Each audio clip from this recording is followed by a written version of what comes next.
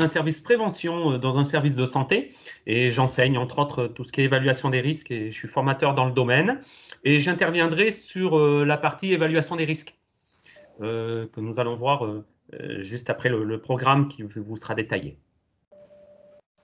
Laurence. Bonjour à tous, donc Laurence Vergniaud, chargée de projet à l'ARACT Nouvelle-Aquitaine. Donc moi j'interviendrai en deuxième partie sur l'évaluation des risques spécifiques au travail à distance et au télétravail. Pierre.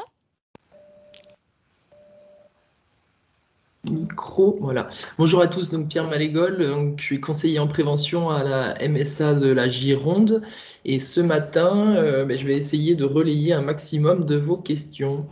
Voilà. Bruno.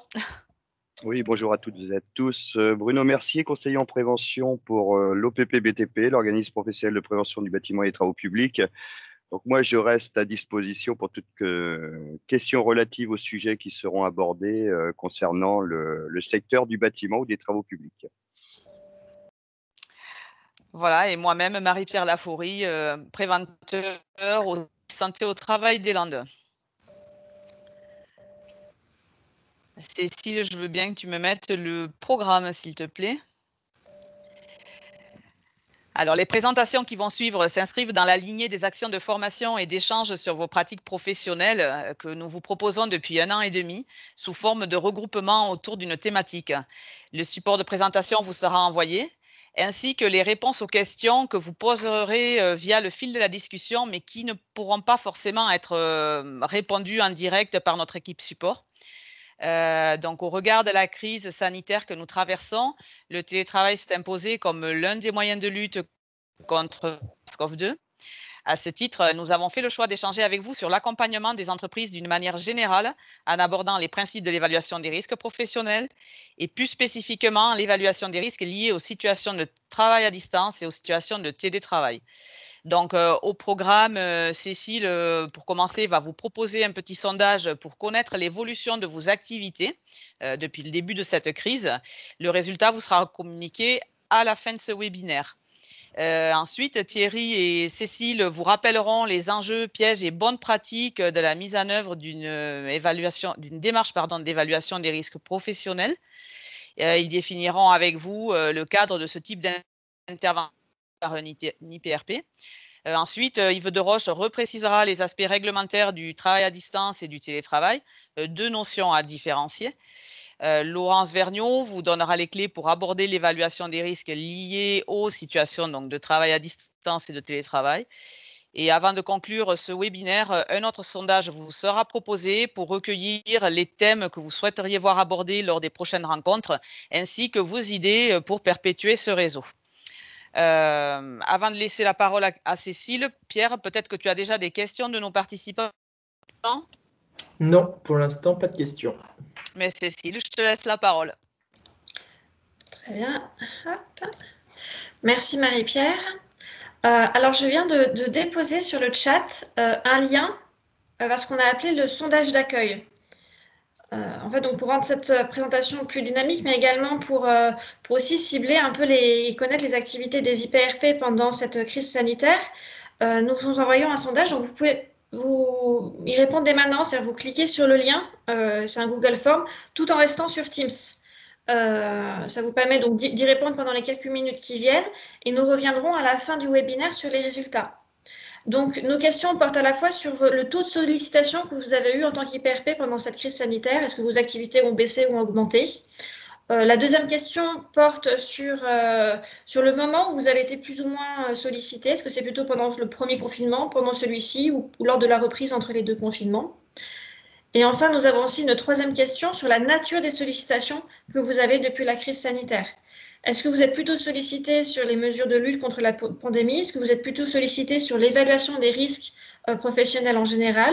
Ou est-ce que vous êtes plutôt sollicité sur l'organisation du télétravail ou sur des thématiques qui étaient plutôt communes avant cette crise sanitaire, la prévention des TMS, la prévention des RPS, la QVT, etc.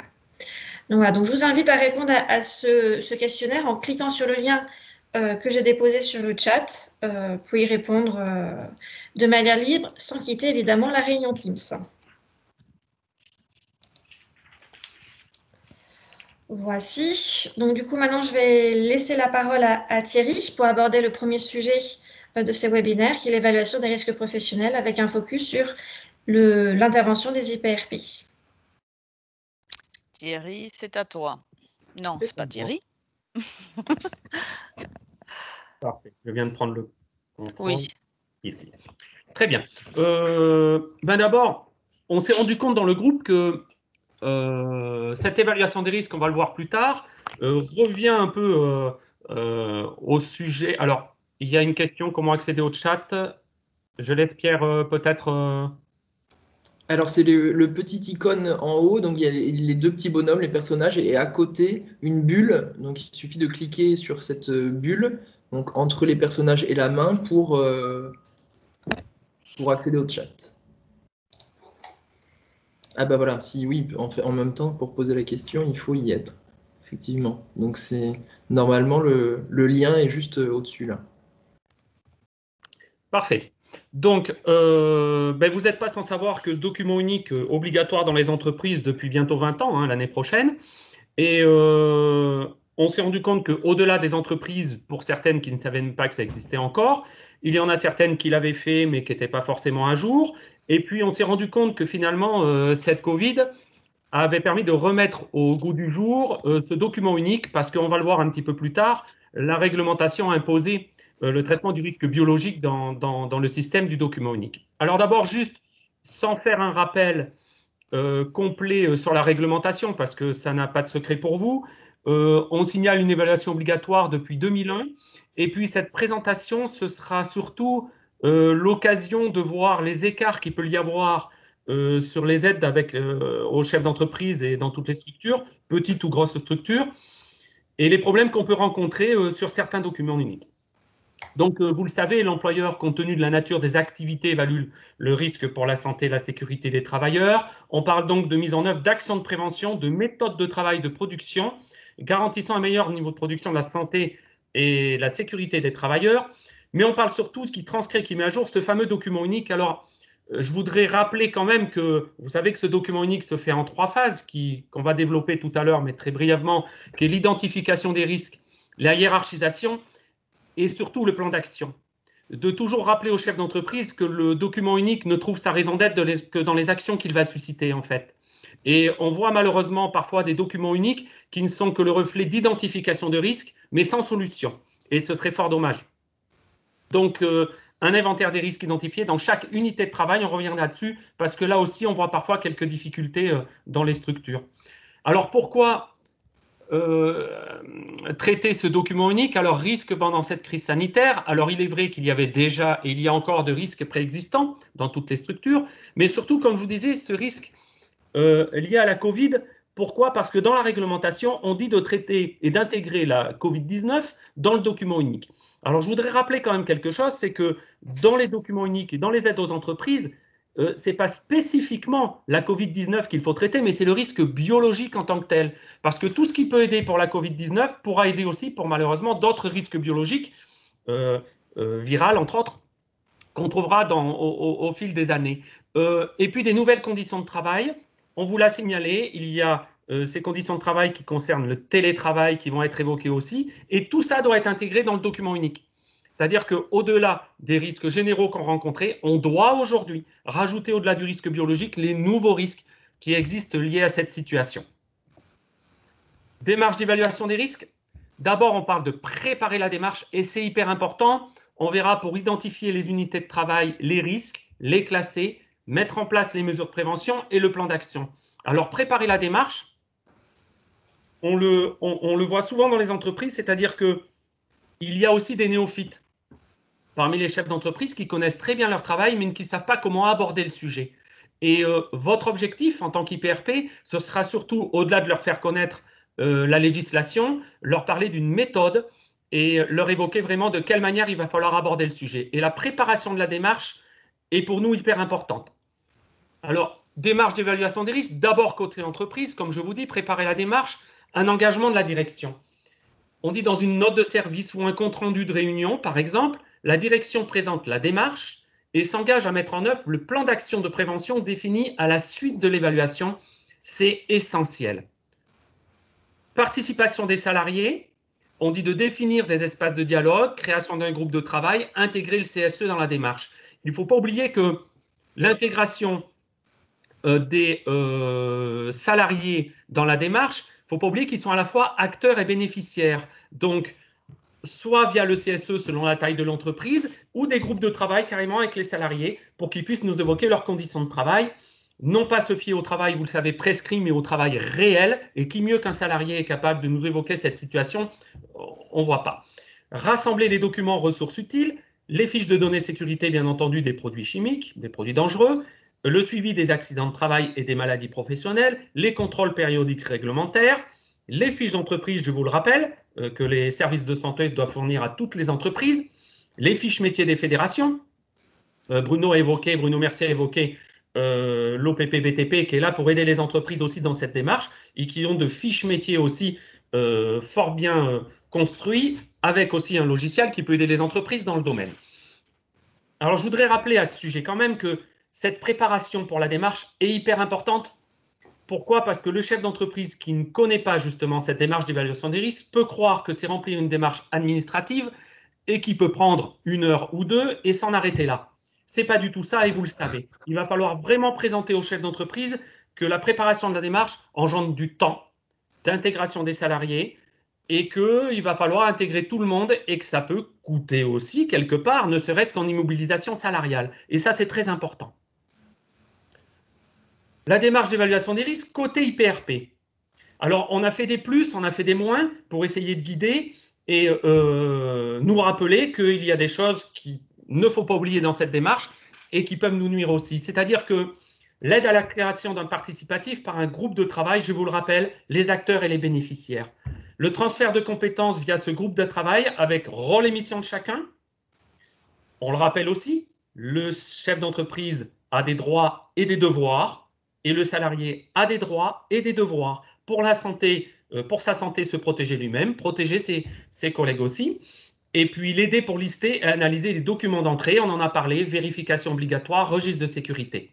Voilà. Donc ça, c'est vraiment faire apparaître au chef d'entreprise qu'il y a une partie réglementaire qu'on ne peut pas occulter, ça c'est clair et net, avec les documents obligatoires de contrôle des différentes structures agréées, et puis l'intégration des salariés dans la démarche, vraiment faire rentrer cette culture de prévention dans l'entreprise.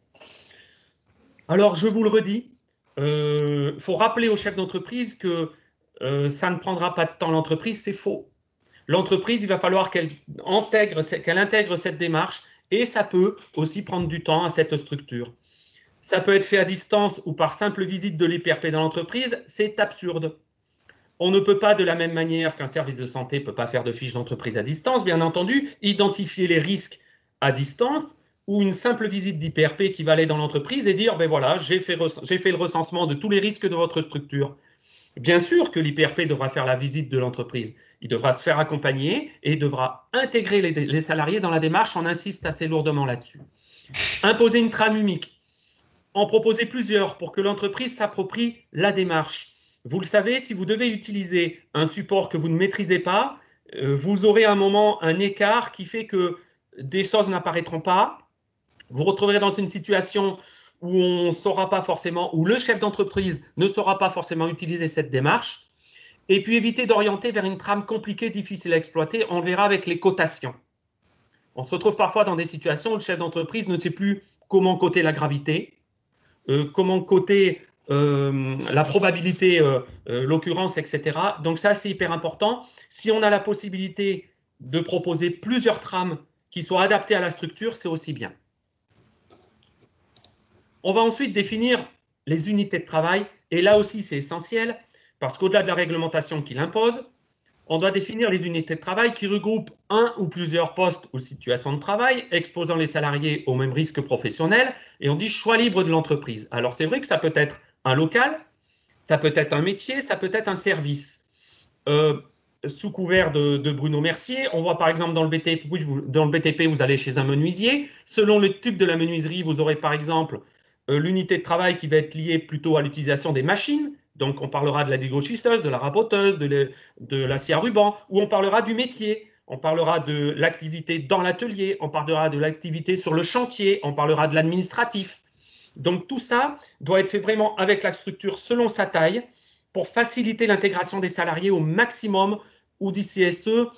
Je reviens sur ce CSE qu'on a évoqué. Dans le rôle du CSE, au-delà d'être les porte-parole de leurs collègues, il faut absolument les intégrer dans la démarche pour qu'ils fassent vivre ce document avec le chef d'entreprise et l'IPRP qui va les aider, et puis qu'ils soient aussi porteurs de la parole et puis porteurs de solutions via leurs collègues. Côté entreprise, pour l'identification des risques, on va identifier les risques en observant et en questionnant les salariés à leur poste de travail. Je le réitère, travail prescrit, travail réel. Entre ce qui est mentionné dans une fiche de poste et entre ce que le salarié va faire réellement, on se rend compte qu'il y a un delta qu'il faut absolument déterminer.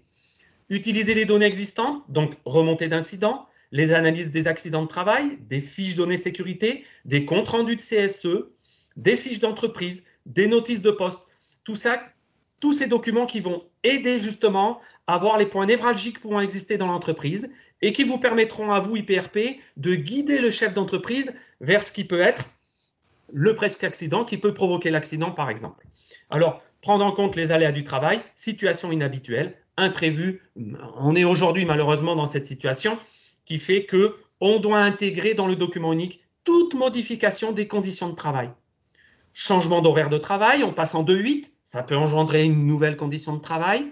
Bref, tout ça doit être intégré, vous le savez, dans le document unique. Il ne faut pas oublier de le rappeler au chef d'entreprise parce que ce document doit vivre.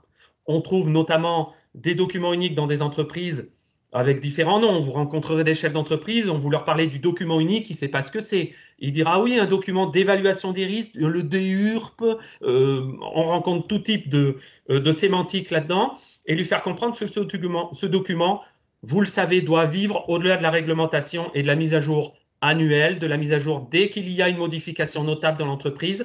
On ne le met pas dans un tiroir pour le sortir quand on nous le demande, entre autres l'inspection du travail, par exemple, ou d'autres organismes. Alors, côté IPRP, aide pour définir l'unité, je vous le dis, local, métier, service, mais laisser la décision à l'entreprise. Le chef d'entreprise, vous le savez, même s'il se fait aider, reste garant et reste le responsable du document unique. Il faut lui rappeler aussi. Vous savez, c'est un peu le rôle mission aussi du référent santé-sécurité qui peut être intégré et qui doit être intégré dans la démarche dans les entreprises quand il existe. Mais il faut rappeler les rôles et missions de chacun, les salariés dans la démarche d'évaluation qui doivent évoquer leur poste de travail, et puis le chef d'entreprise, même s'il délègue ce document unique à une structure extérieure telle que la vôtre, lui rappeler qu'il est le responsable. Conseil pour l'observation des situations de travail réelles et guider les entretiens. Expertise sur les risques particuliers. Vous avez les uns les autres des spécificités qui vous sont propres sur le chimique, sur la normatex par exemple, sur les risques à caractère psychosociaux, s'il y a une absence de compétences internes. Et aider à apprendre à formuler les risques et à décrire les situations dangereuses. Là aussi, on va le voir un petit peu plus tard, il y a parfois des problèmes de sémantique. On trouve des dangers à la place des risques à la place des dangers. On se retrouve parfois avec des personnes qui sont intégrées dans la démarche. Un médecin du travail, quand on verra une machine qui n'a pas de mise aux normes de sécurité, le médecin du travail n'a rien à voir là-dedans. Il va falloir rappeler aux entreprises, une fois de plus, les rôles et missions et bien formuler les risques. Alors vous avez un rôle IPRP hyper important là-dedans. Vous êtes spécialiste. Vous devez leur rappeler justement toute cette sémantique. Et puis on va choisir des unités de travail parfois inadaptées à la structure. C'est hyper important. Faites attention à ça.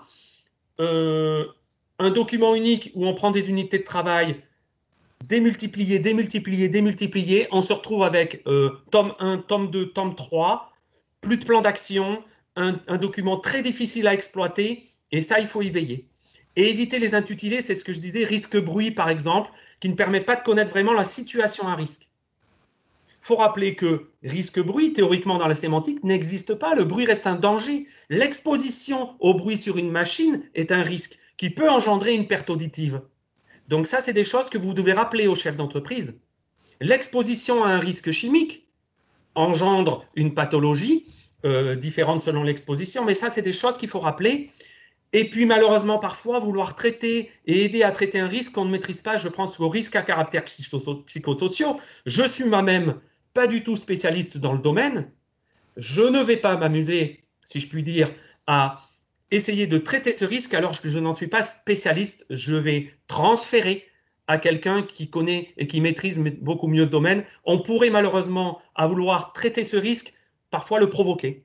Parce que pas donner la parole convenablement ou essayer ou croire qu'on peut dévier justement et trouver la solution alors qu'elle n'est pas là. C'est hyper important, en particulier pour les risques à caractère psychosociaux. On va classer les risques. Ça, c'est hyper important. C'est délicat aussi. Il faut surtout essayer de trouver une cotation, on vous l'a dit, très très simple. En fonction de la fréquence et en fonction de la gravité, et toujours donner la priorité à la gravité. Alors, une situation dangereuse peut apparaître plus ou moins souvent, vous le savez, supérieure à 4 heures par jour, 1 heure à 4 heures, inférieure à 1 heure par jour. Ça, en particulier pour le risque chimique, par exemple, ou pour le risque bruit. Vous savez que cette notion de bruit ou de chimique, il y a une corrélation entre la durée d'exposition et l'intensité sonore pour le bruit, par exemple, et cette corrélation doit apparaître à un moment. Qu'une intensité sonore très élevée par une durée très faible engendre la même perte auditive qu'une durée moyenne à une exposition moyenne. Et ça, au-delà de le quantifier et d'effectuer des métrologies, il faut rappeler cette fréquence d'exposition pour certains risques, et puis une gravité en fonction du dommage que peut avoir le salarié plus ou moins grave. Des blessures irréversibles, des blessures réversibles ou des décès. Je voudrais rappeler parfois que j'ai pu, moi et d'autres, constater une cotation, par exemple, faible en fonction de la probabilité, qui peut engendrer un décès en gravité, et on met, par exemple, en fin de cotation, risque faible. On ne peut pas avoir un risque faible lorsque l'on mentionne un décès dans une gravité, c'est pas possible. C'est la gravité extrême, vous le savez, et il faut avoir une cotation relative et proportionnelle à ce que ça engendre. Donc, côté IPRP, on va rechercher le consensus, appuyer le participatif, et l'évaluation et la classification d'un risque résultent dans le consensus avec les opérateurs concernés. C'est hyper important. Vous le savez, pour le risque chimique, on le constate des fois, on va voir le salarié, on lui dit ce produit, vous l'utilisez beaucoup? On lui dit ben, je mets à peu près ça, je mets à peu près ça. On dit attendez, ça c'est trop approximatif. Il va falloir à un moment savoir pour ce risque-là, par exemple, essayer de trouver vraiment la quantité de produits. Alors, vous le savez, hein, sur ces critères pour le risque chimique, la périodicité et puis ce que ça résulte au niveau du risque au produit lui-même. On va faire des conseils sur les critères, des critères précis et quantitatifs, je le réitère par rapport à ce que je viens de dire, et prioriser la gravité. La méthode choisie pour hiérarchiser les risques doit être définie et reproductible. Il va falloir, pour que ce document vive, lorsque l'on apporte des solutions, vous savez, dans la construction du document unique, on va avoir la cotation, etc., de mentionner bien entendu toutes les actions qui sont déjà mises en place pour éviter l'exposition du salarié. Il ne faut pas oublier que le document unique pour un chef d'entreprise peut être parfois aussi une forme d'autocondamnation, dans le sens où s'il mentionne des choses qu'il va faire mais qu'il ne les fait pas, on peut lui reprocher, lorsqu'un accident grave arrive, de ne pas avoir mis en place les solutions qu'il avait prévues. Donc, il va mettre en place les solutions et prévoir des solutions. Quand ce document vit, toutes les solutions qui sont prévues lorsqu'elles sont effectuées passent dans ce qui a été mis en place pour éviter l'exposition des salariés. Donc, ce document doit être facile à utiliser et, je le réitère, il doit être approprié par le chef d'entreprise. Donc, proposer des formules simples, éviter des cotations que multiplie 10, que multiplie 100, avec des mesures difficilement quantifiables, etc. Parce qu'on se retrouve à la fin avec un plan d'action qui est mal exploité, qui est difficile à exploiter. Et faire avec le groupe de travail pour vérifier vraiment la compréhension, et j'insiste sur le CSE pour les structures un petit peu plus conséquentes. Définir les mesures de prévention. On va définir les mesures de prévention existantes ou à mettre en place en face de chaque situation de travail et l'associer au plan d'action. Je le redis, le document unique ne trouve sa raison d'être que dans les actions qu'il va susciter. On doit retrouver un plan d'action précis pour chaque exposition des salariés par unité de travail. Donc, on va donner toujours la priorité aux mesures collectives. Hyper important. Mesures collectives, on ne peut pas. Protection individuelle. Je vous rappelle, mais vous le savez bien entendu, la protection individuelle reste un palliatif. Dans le monde du travail, on met en place les protections collectives et en dernier recours, les protections individuelles. Définir les mesures de protection les plus adaptées en concertation avec les salariés pour qu'ils adhèrent à la solution. C'est beaucoup trop facile de dire à un salarié « tu as du risque chimique, tu mets un masque. Tu as du risque bruit, tu mets un casque. » Il n'y a rien de plus facile pour quelqu'un qui n'a jamais porté de masque d'obliger les gens à le faire. Vous le voyez, ne serait-ce qu'aujourd'hui, avec nos petits masques chirurgicaux, la contrainte que ça engendre, vous imaginez quand c'est du masque à cartouche, masque entier ou demi-masque.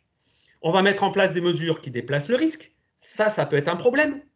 Ça veut dire que une mesure de protection peut engendrer un autre risque. Il faut faire attention aussi. Je reviens sur ma protection individuelle. Il y a du bruit, il y a un cariste. On lui met en place un casque, excusez-moi, c'est une catastrophe. On va faire on va isoler le salarié phoniquement et ça peut engendrer un autre risque sur la circulation. On va mettre en place des mesures qui génèrent un autre risque. C'est exactement ce que je viens de vous évoquer. C'est hyper important aussi pour ce plan d'action et pour la définition du plan d'action. Vous devez guider le chef d'entreprise et guider les salariés dans la démarche qui sont parfois néophytes. Pour les mesures de prévention, appuyez sur le participatif. Une concertation avec les salariés sur les mesures pour qu'ils adhèrent à la solution. On parle des salariés, on parle bien entendu aux chefs d'entreprise. Il ne faut pas oublier que les conseillers ne sont pas les payeurs. On n'a pas parlé d'argent jusqu'à présent, mais il y a des solutions qui peuvent être onéreuses. Je passerai la parole tout à l'heure à Cécile Clément si elle veut évoquer les propositions d'aide CARSAT, etc. La CARSAT aide, mais il y a une grosse partie qui reste à la charge des entreprises, il ne faut pas l'oublier. Et je rappelle que la CARSAT aide pour les protections collectives. Elle est là pour aider les entreprises dans les protections collectives, uniquement. Sauf cas particulier, je pense au bruit par exemple, lorsqu'elle va aider à mettre en place une protection collective, elle peut aussi intégrer dans la démarche la mise en place de protection individuelle via les protections moulées, mais c'est vraiment des cas particuliers. Il faut vraiment que ce soit une protection collective. Force de proposition sur les bonnes mesures organisationnelles et collectives et encourager le plan d'action avec pilote et délai. Ça aussi, des grosses structures qui mettent un plan d'action, mais pas de pilote. On se retrouve lors de la mise à jour, on dit très bien, il fallait mettre en place ce système, qui l'a fait? Tout le monde se regarde, personne ne l'a fait. Lorsqu'on détermine un pilote approprié pour mettre en place cette action, c'est à lui, c'est vers lui qu'on se retournera pour voir si l'action a été effectuée. Dans les problèmes, ne pas choisir les actions sans l'entreprise, bien entendu. C'est trop facile. Il va falloir tenir compte de tout un tas de critères dans la structure pour voir si c'est compatible avec le fonctionnement, avec l'avancée de la structure. Et éviter les mesures de type consigne et EPI. Je vous le redis, c'est trop facile. Et puis les consignes, il ne suffit pas d'afficher une consigne pour que la consigne soit mise en place. Si on n'intègre pas les salariés dans la démarche, ça ne sera pas appliqué, vous pouvez en être sûr. La démarche pérenne et vivante. Côté entreprise, une amélioration continue. La démarche doit vivre. Côté IPRP, il va falloir identifier avec l'entreprise les moments où le DU doit être mis à jour. Les accidents du travail, je vous le disais, au-delà de la mise à jour annuelle, toute modification importante dans l'entreprise doit être mise à jour dans ce document unique. Vous pouvez les aider pour cette démarche et leur expliquer là aussi que le document unique, eh bien, c'est sur le fonctionnement de la structure au fur et à mesure que l'entreprise avance. Et puis identifier avec l'entreprise comment transformer le document unique en outil de pilotage avec le CSE. Ça permet, je vous le redis, de trouver des points névralgiques de fonctionnement de la structure, de dire au chef d'entreprise, est-ce que vous savez que dans votre structure, l'accueil d'une entreprise extérieure, par exemple, n'est pas anticipé. On ne sait pas qui est dans votre entreprise. Peut-être le chef d'entreprise ne sait pas que ses salariés prennent certains véhicules alors qu'ils devraient en prendre d'autres. Il ne sait pas sur quel chantier ils sont. Il ne sait pas quel matériel il utilise. Ça, c'est hyper important. Et on va faire ressortir, vous, IPRP, auprès du chef d'entreprise, ces problèmes. parfois, il est surpris. Il ne se rend même pas compte que ses salariés travaillent dans ces situations de travail. Ça, on le rencontre assez souvent, parce qu'il a confiance en eux, et puis, vous le savez, dans l'entreprise, selon la taille de l'entreprise, on se rend compte que parfois, il y a des déviances. Je vous remercie pour votre attention. Alors, si vous avez des questions, n'hésitez pas. On est plusieurs à pouvoir répondre, vous le savez. Bruno Mercier avec l'OPP-BTP, dans le domaine du BTP. Et puis Cécile Clément Faroud, et puis bien d'autres qui peuvent vous répondre, en particulier sur la réglementation. Je pense à la direction du travail qui est présente. Je vous en prie. Merci Thierry. Pierre, je ne crois pas qu'il y ait de questions, je n'ai pas vu. Je sais, est-ce que tu en as repéré? Non, pour l'instant, pas de questions. Pas de main levée non plus, visiblement. Du coup, si. Tu lui passes la parole, Pierre? Eh bien oui, si vous voulez bien réactiver votre micro, donc Dominique Ménard. Bonjour Dominique Ménard. Bonjour. Bonjour. Bon, c'est bien d'avoir un rappel, mais ça reste notre métier, on l'entend tout à fait. Par contre, par rapport à cette gestion du temps, nous, sur le petit cabinet sur lequel on a été confrontés à une pression pour ces documents uniques. Alors, notamment lié à 2 éléments. Le premier, des contrôles de la directe. Et le deuxième, les demandes de subvention près de la CARSAT pour le dispositif sur les protections liées au Covid. Et on s'est retrouvé avec des entités qui, en fin de compte, nous disaient tant pis, on se débrouillera, ou on a trouvé quelqu'un, et dans 2 heures ou dans 1 heure, on a notre document unique. Donc, honnêtement, là, sur le terrain, il y a eu des contraintes et des pressions sur nous, en particulier, IPRP, enfin, je ne sais pas si pour d'autres c'était le cas, d'avoir une réactivité qui était quasi impossible et arriver à faire entendre à un chef d'entreprise qu'en fin de compte, un document unique ne se fait pas en 1 heure, ça a été très compliqué ces derniers mois.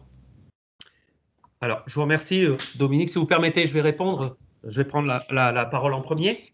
Ce que vous nous évoquez, vous avez des organismes qui sont présents justement dans le groupe IPRP qui le remarquent aussi. Et je pense à la CARSAT et à la Direction du Travail qui, vous savez, ne se gênent pas aussi pour signaler aux entreprises que leur document unique n'est pas approprié et qui leur rappellent qu'un document unique ne se fait pas en 1 heure. Donc, vous êtes embêtés avec ce système et je le comprends tout à fait parce que les chefs d'entreprise s'imaginent ça, mais je pense que des organismes vont leur rappeler aussi et leur rappellent aussi que leur document unique, parfois, n'est pas adapté à la structure. C'est important, ça.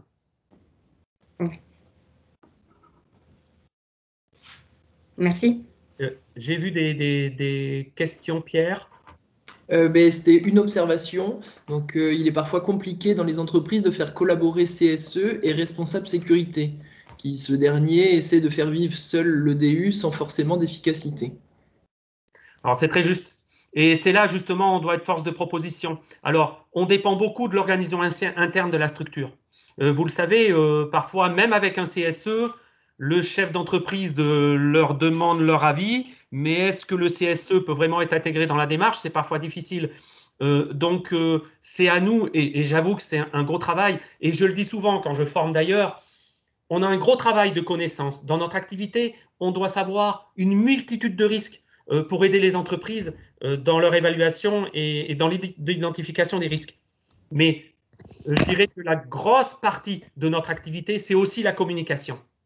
Et la manière dont on va aborder le sujet avec le chef d'entreprise et avec les salariés vont les intégrer dans la démarche. Mais j'acquiesce, bien entendu, on dépend beaucoup de l'organisation interne de la structure et de leur investissement dans la prévention.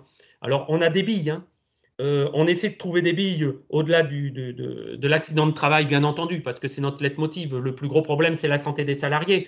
Mais on a des billes pour essayer d'intégrer les salariés et le chef d'entreprise dans la démarche. À nous de les utiliser et puis d'essayer de trouver justement ces arguments pour bien intégrer tout le monde. Mais je comprends, c'est difficile parfois, c'est vrai. Ok, merci Thierry. Donc, visiblement, il n'y a plus de questions. Je vais laisser la parole à Yves de Roche afin de repréciser les aspects réglementaires du travail à distance et du télétravail.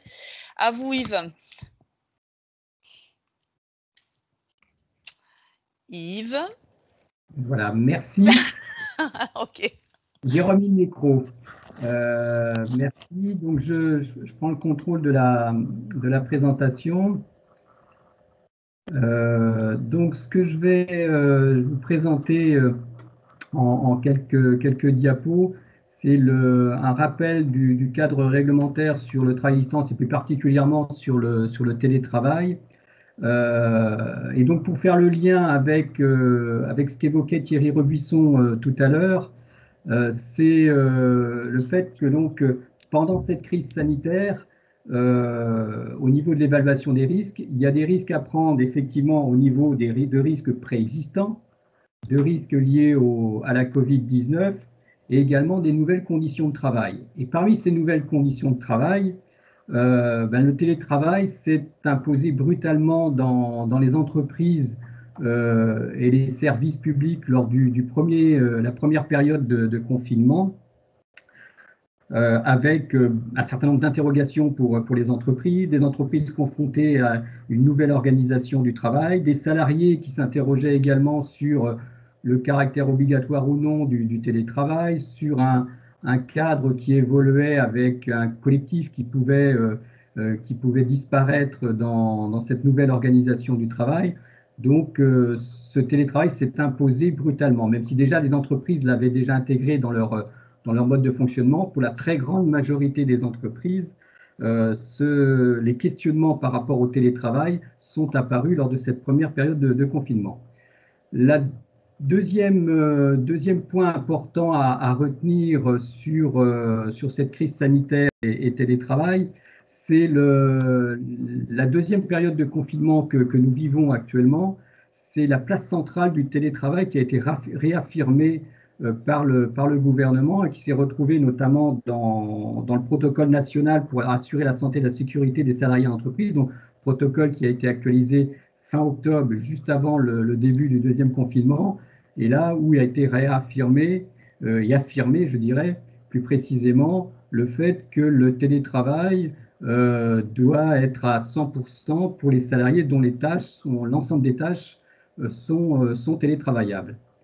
Et troisième point important, et là on se situe, je dirais, dans un avenir proche, c'est début 2021, c'est l'organisation de la poursuite du télétravail, puisque le retour à une organisation du travail, on va dire classique, pour l'instant n'est pas encore tranché, ce retour n'est pas maîtrisé pour l'instant, il va se faire en fonction de l'évolution des indicateurs sanitaires.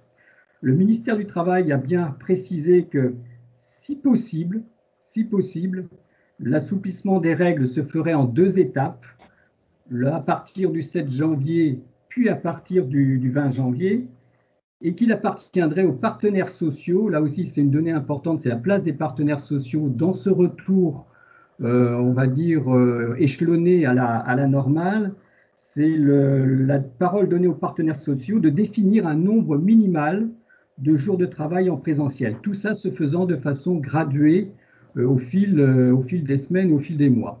Donc, tout ça pour dire qu'on est dans cette dimension télétravail, dans comme le disait Thierry Rebuisson, ce point à intégrer dans la démarche d'évaluation des risques, et on n'en est pas sorti, et on va en sortir, mais de manière très graduée, avec donc la place des partenaires sociaux dans ces échanges. Ce ne sera pas une décision prise uniquement par le ministère du Travail.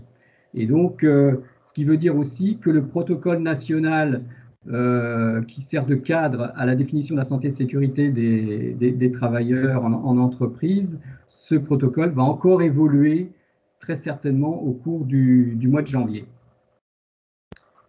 2021.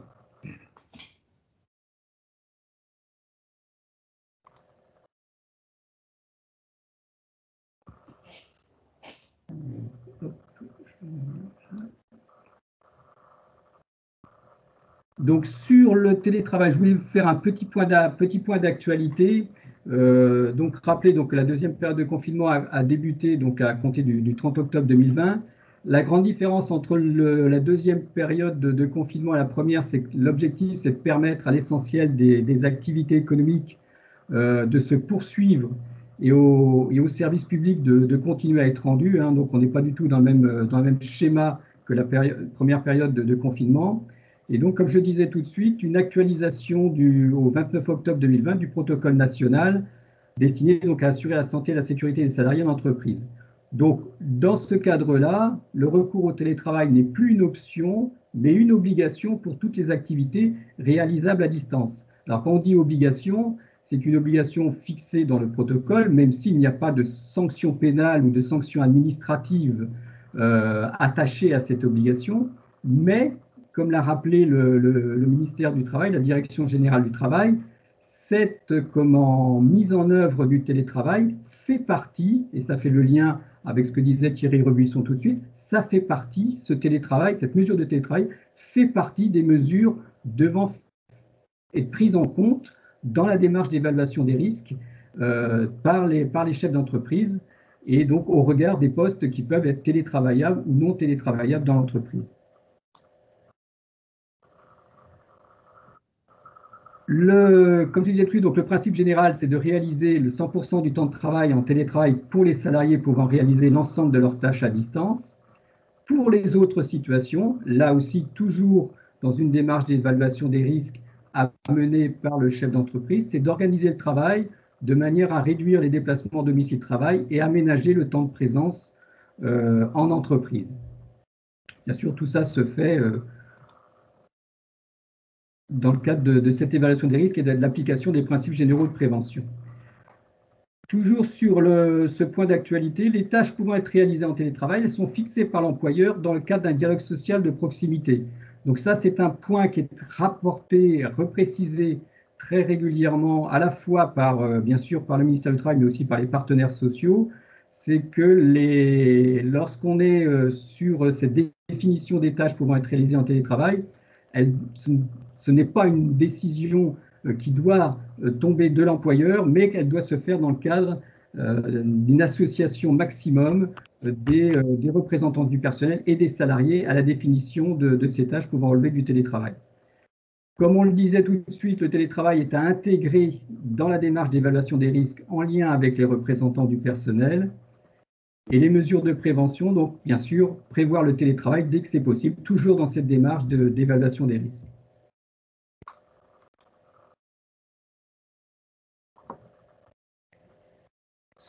Sur le cadre réglementaire donc du télétravail. Donc le télétravail est une forme de travail à distance.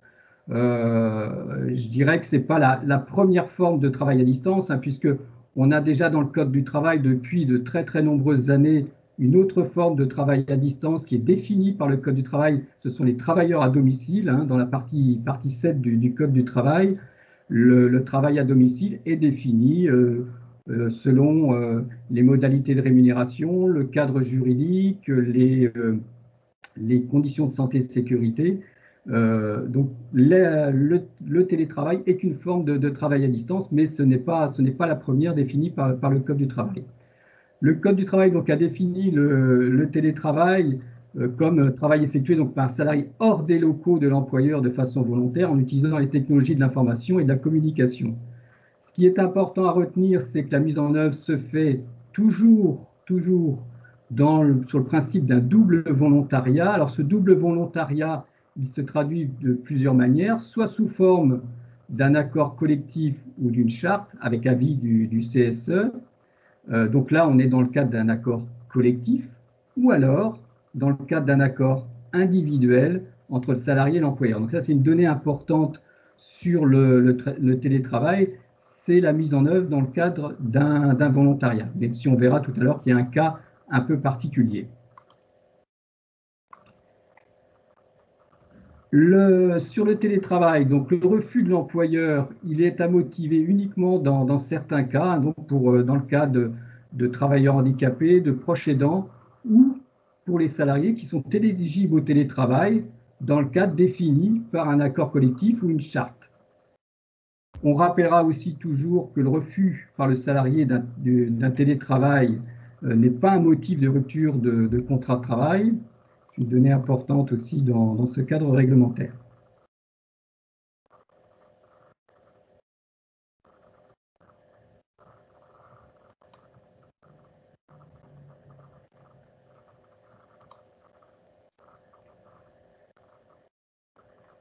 Et dernier point sur le cadre réglementaire, donc l'accident sur le lieu de télétravail est présumé accident de travail. Et donc, comme je disais tout de suite, ce qui est important de garder à l'esprit, c'est, je disais tout à l'heure donc, que le télétravail repose avant tout sur le volontariat. Mais il y a un cas particulier que l'on vit actuellement, hein, c'est que l'employeur a la possibilité d'imposer le télétravail en cas de circonstances exceptionnelles, et notamment les cas d'épidémie tels que c'est défini à l'article du 1222-11 du Code du travail. Voilà rapidement à brosser sur ce cadre réglementaire. Hein, ça se limite à 4-5 articles du Code du travail. Vous comprenez très bien donc que sur le télétravail, on est avant tout sur de la discussion soit dans un cadre collectif, soit dans un cadre individuel, donc entre employeurs et salariés. Alors, autre point d'actualité qui nous ramène donc à cette discussion et ces échanges et la fixation d'un cadre collectif au télétravail, c'est l'accord national interprofessionnel qui a été finalisé donc le 26 novembre dernier, donc qui est en cours de signature par les partenaires sociaux. Alors, ce qui est important à retenir sur cet accord national interprofessionnel, c'est qu'il n'a pas vocation à créer des droits, hein. Il complète le cadre juridique existant. La ministre du Travail l'a bien rappelé, il n'y aura pas de nouvelles lois sur le télétravail suite à cet accord national interprofessionnel. Il complète ce qui existe déjà, et notamment ce que j'ai évoqué sur les quelques articles du Code du travail. L'objectif de cet accord national interprofessionnel, c'est de fournir un outil d'aide au dialogue social et un appui à la négociation sur le télétravail. Bon, vous voyez que ça fait le lien avec ce que je disais tout de suite sur le Code du travail. Le Code du travail fixant donc une mise en place du télétravail soit par accord collectif, soit par échange, discussion entre employeurs et salariés. Donc là, l'accord du 26 novembre est un nouvel outil pour aider les entreprises, les employeurs, les salariés à discuter sur la mise en œuvre du télétravail au sein des entreprises.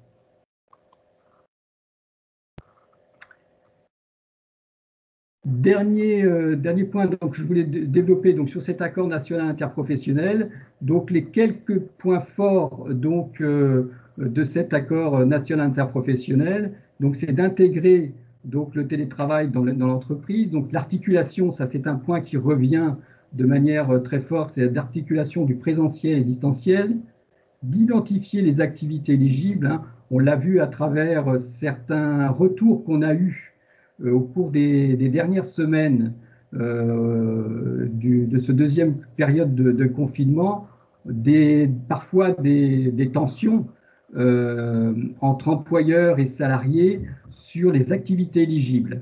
Donc là, l'accord national interprofessionnel donne des pistes aux entreprises sur les activités éligibles, et également sur l'organisation du télétravail, sur l'accompagnement des collaborateurs et managers, puisque le télétravail repose avant tout à la fois sur la confiance et sur l'autonomie. Et donc, ce sont deux notions importantes sur la bonne réussite du télétravail au sein des entreprises. Donc là aussi, l'accord national interprofessionnel donne des pistes aux entreprises. Et dernier point que j'ai voulu mettre en exergue, et là ça fait le lien avec le protocole national dont je parlais tout à l'heure, et puis également les dispositions du Code du travail sur la mise en œuvre du télétravail, c'est la continuité du dialogue social de proximité. Tout ça, je dirais, tout ce qui a trait au télétravail, et ça fait le lien aussi avec ce que disait Thierry Robusson sur l'évaluation des risques, notamment par rapport au télétravail et à l'application du télétravail dans les entreprises. C'est la continuité du dialogue social de l'entreprise, l'importance des échanges entre employeurs, alors soit entre employeurs et salariés directement, soit entre employeurs et représentants du personnel sur la mise en œuvre du télétravail, sur qu'est-ce que sont les activités éligibles, sur le positionnement des managers, sur cette articulation présentielle-distancielle, sur la prévention du risque d'isolement des salariés, sur tout ce qui est question de prise en charge des frais qui peuvent être liés au télétravail, des équipements informatiques, du retour des salariés sur leur activité. Donc l'ensemble des éléments ne doivent pas être imposés par l'employeur, mais doivent avant tout reposer sur un dialogue social, comme je disais, soit via les représentants du personnel, ou s'il n'y a pas de représentants du personnel, soit des échanges directement entre employeurs et salariés, comme le fixe le Code du travail. Voilà, je vous remercie pour votre attention. Voilà ce que je voulais développer donc, assez rapidement sur le cadre réglementaire et puis aussi l'actualité sur le télétravail tel que les textes ont évolué ces dernières semaines et tels qu'ils vont évoluer encore, comme je le disais tout à l'heure, au cours des prochaines semaines. Merci pour votre attention. Merci à vous, Yves. Pierre, je ne sais pas si tu veux donner la parole à certaines personnes, parce que je vois qu'il y a quelques observations. Oui, c'était une observation de Madame Laroudé, donc qui appuyait le fait qu'effectivement, il y avait eu moins de télétravail au second confinement par rapport au premier confinement, malgré donc les obligations ou les recommandations du gouvernement et le fait qu'il avait déjà été mis en œuvre. Et également, elle appuyait le fait que le management à distance n'était pas évident pour les dirigeants, mais le télétravail pas évident ni pour les dirigeants ni pour les salariés à qui ça ne convient pas forcément. Et donc, elle allait également dans le sens que le dialogue collectif n'était pas forcément organisé sur ces questions-là, voilà, à distance. Je ne sais pas si il y avait des questions relatives à, enfin, voilà, ou s'il y avait une volonté de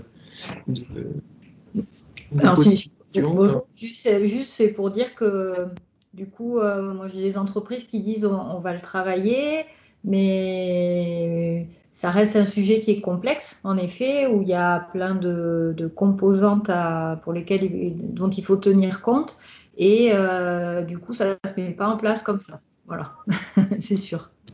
Donc du coup, moi le constat que je vois, c'est que comme pour l'instant ça n'a pas été posé, réfléchi et mené comme une démarche à part entière, sur le deuxième confinement, il y a un peu de tout. Autant au premier, tout le monde est rentré chez soi avec son ordinateur ou comme il a pu et organiser quelque chose qui n'était pas forcément convenable, pas organisé. Et du coup, le second, on ne s'est pas encore posé pour l'organiser. Donc, du coup, on dit là, ça a plus lâché. Donc, moi, je vois des entreprises où il y a des services, des activités qui pourraient télétravailler, mais les salariés, ils sont au bureau et ils disent pas, mais pour certaines actions où je peux le faire, ça ressort comme étant, c'est dommage quelque part. Puis d'autres où, par contre, on leur a imposé de retourner chez eux et ils se disent, c'est pas encore super organisé et ça me convient pas. Dès que je peux, je reviens au bureau. Voilà, bon, c'est un vrai sujet qui a été mis sur la table du coup cette année de manière accélérée, qui était déjà un sujet, mais qu'il faut prendre vraiment comme un vrai sujet et qui en effet impose du dialogue et de la méthode. Voilà, c'est tout. Mais merci pour le point réglementaire et les avancées. Ça va dans ce sens. Merci Madame Laroudé de votre intervention. Je pense qu'il y a des questions. Yves, vous voulez rebondir peut-être? Oui, je voulais juste, en complément par rapport à ce que disait l'intervenante précédente, c'est dire effectivement qu'il y a eu, au cours des dernières semaines, il y a eu une commande de la ministre du Travail auprès des services de l'inspection du travail pour que un suivi ou des contrôles soient faits, notamment dans les grandes entreprises, sur la mise en œuvre du télétravail. Et donc, il y a eu sur l'ensemble du territoire, il y a eu un peu plus de 600 remontées sur des grandes entreprises. Globalement, ce que je peux vous dire, moi, pour la Nouvelle-Aquitaine, c'est que il y a vraiment de tout, hein, même dans les grandes entreprises. Il y a des grandes entreprises qui sont très très bien organisées en termes de mise en œuvre du télétravail. Il y avait vraiment une grosse réflexion et une anticipation sur la mise en œuvre du télétravail par rapport aux catégories d'emploi dans l'entreprise. En termes d'organisation, on a eu des retours, c'était vraiment très, très intéressant. À l'inverse, il y a dans certaines entreprises, c'est là que je vous rejoins madame, c'est que à l'inverse, dans certaines entreprises, il n'y avait pas ou peu de réflexion. Et là, les services d'inspection du travail ont été amenés à faire un certain nombre d'observations et de rappels à l'ordre, en demandant aux entreprises d'avoir une démarche plus proactive sur cette question de la mise en œuvre du télétravail. Alors, sur certains dossiers, il y a eu des progrès, sur certaines entreprises, il y a eu des progrès de fait. Voilà, donc il y a effectivement, ça a été intéressant, l'espace de 15 jours, 3 semaines, on a eu un certain nombre de retours et ça a été intéressant de voir qu'il y avait vraiment des approches très différentes. Et quand je dis ça, c'est tout secteur confondu, hein, c'est aussi bien du secteur industriel que du secteur tertiaire. Ça, c'est pour la Nouvelle-Aquitaine. Et au niveau national, donc, on a eu un retour de la Direction générale du travail qui nous a dit que sur donc un peu plus de 600 retours qu'ils ont eus de la part des directs, globalement, la tendance était plutôt favorable. Alors, on avait affaire à un public de grandes entreprises, mais là, il y avait globalement plutôt une bonne réflexion sur la mise en place du télétravail, même si certains points noirs subsistaient dans certaines entreprises où il n'y avait pas, comme je disais tout à l'heure, pas ou peu de réflexion. Donc, je dirais la photographie qu'on a eue sur la Nouvelle-Aquitaine, a priori, c'est reflété aussi au niveau national. Donc une autre question, pouvez-vous m'indiquer si une assurance est obligatoire pour le salarié qui travaille à domicile?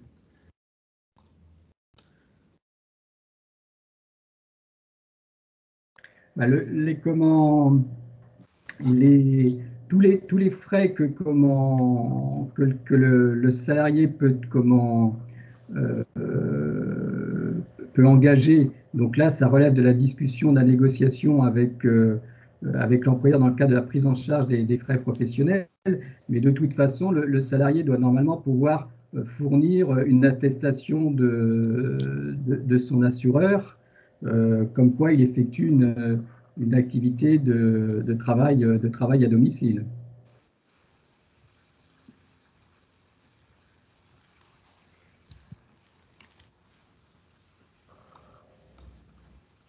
Et dans la continuité, une remarque, donc certains salariés préfèrent refuser le télétravail pour éviter l'isolement. Et un des freins aussi, ils sont tributaires de leur connexion Internet pour travailler à distance. Voilà. Là, on tombe, je pense, un petit peu. Je pense qu'il faudrait donner la parole à Laurence qui va justement parler des risques spécifiques au travail à distance et au télétravail, parce que je vois les questions qui arrivent. Peut-être que qu'elles seront sera peut-être pertinent qu'elles soient posées à la fin de la présentation de Laurence. Laurence, je te laisse la parole. Oui, d'accord.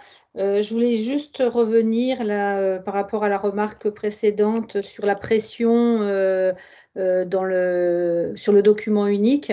On verra qu'il y a le cadre, comme vient de l'expliquer Yves Deroche, sur le temps où on peut négocier, où on peut se mettre d'accord avec le CSE, etc. Et puis, il y a eu le cas là, un peu spécifique du confinement, où c'était du jour au lendemain. Donc, on est sur deux approches un petit peu différentes de la mise en place de ce fameux travail à distance et de cette fameuse mise à jour du document unique. Donc, j'y reviendrai un petit peu. Je prends la main sur le document.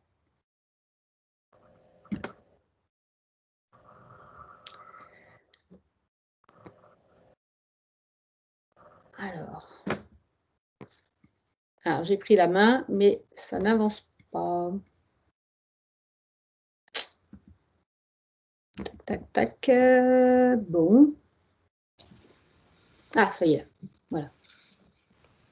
Alors, ce que je vais vous présenter, alors effectivement, hein, c'est un petit peu descendant, là en visio, c'est un peu différent. Il va y avoir pas mal de diapos où je vais passer rapidement. Hein. Comme vous l'a expliqué en début Marie-Pierre, vous aurez le diaporama. L'idée là, c'est plutôt de laisser du temps à de l'échange après des questions particulières. Donc, il y a des diapos sur lesquels je vais passer vite.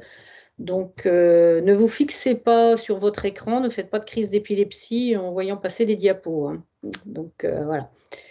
Là, l'idée, c'est de vous proposer un petit temps sur le contexte du travail hors les murs de l'entreprise. Hein, on est bien sur le travail à distance, les enjeux de l'évaluation des risques, dont Thierry a déjà parlé beaucoup au début, donc on va revenir rapidement sur certains points spécifiques, et puis des risques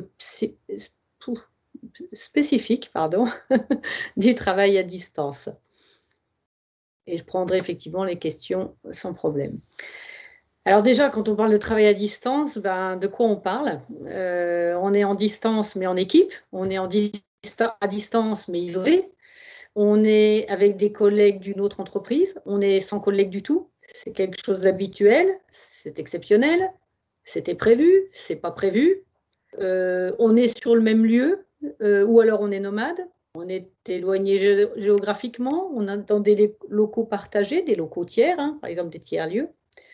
Et le télétravail s'inscrit aussi dans tout ça, quoi, hein. Le télétravail, c'est une modalité de travail avec des outils numériques, et le travail à distance, ça peut être aussi avec ou sans outils numériques. Donc, on va compte, quand on va parler d'évaluation du risque et du travail à distance et du cas spécifique du télétravail, on a quand même beaucoup de cas de figure. Hein. Donc, ça nous laisse de quoi aller observer et regarder de quoi on parle à ce moment-là dans les entreprises.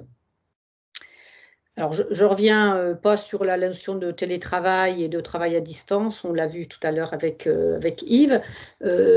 Juste à titre indicatif, avant la crise de Covid, il y avait à peu près 17% maximum de télétravailleurs occasionnels ou réguliers. Il y a à peu près 2 à 6% de télétravail qui est encadré par un accord en 2017. Donc, vous voyez qu'il y a de la marge de progression. Et pendant le confinement, on a eu quand même 39% des employés des entreprises de plus de 10 salariés qui ont télétravaillé en avril. Donc, on a normalement du pain sur la planche par rapport à cette question du télétravail. Il y a encore à faire. Là, comme ça a été présenté, il faut en discuter, il faut le mettre en œuvre, et il y a encore des choses à organiser. La spécificité quand même qu'on a vécue là en 2020, c'est que le contexte du télétravail, il existait déjà avant la crise sanitaire. Hein.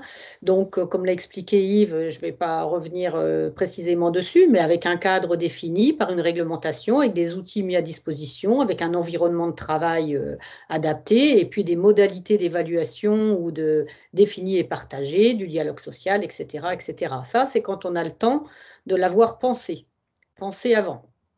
Évidemment, en 2020, en mars, ce n'est pas du tout ce qui s'est imposé. Ce qui s'est imposé, c'était un recours au télétravail de manière,